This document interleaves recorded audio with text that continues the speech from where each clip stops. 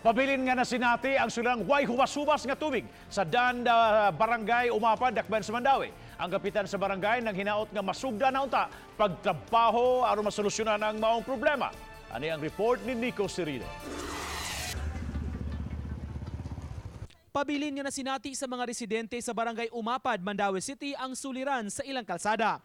Dinhing bahin sa CP Batilier Street, halos way hubas-hubas ang tubig sa dan.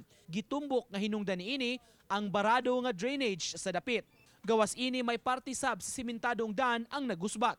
Ning panahon sa ting-uwan, gusto sa mga mulupyo, bisan sa mga barangay officials, matrabaho na dayon ang dapit. Mato ni Kapitan Nelson Rubio nga nabiding na sa miaging administrasyon ang road rehab project nga nagkantidad og 10 milyones pesos. Mapadali yun, kaya gikinanglan ko kayo moment.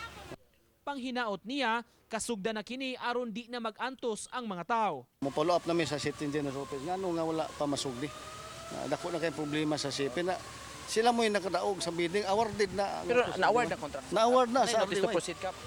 Doon na sila notice to proceed. Sa iyang bahin gipasalig sab ni Mayor Jonas Cortez nga kasugda na ang proyekto. Aminado siya nga gikinahanglan gyud nga maayom-ayom ang dan. Nagstorya mi ni Congresswoman Lollipop nga iyang punan ang unsay kuwang, so ang nakanindot kay unsay kuwang sa syudad iya sang madugangan niya. Uban ni Godfrey Relien, Nico Sereno, Balitang, Bisdak.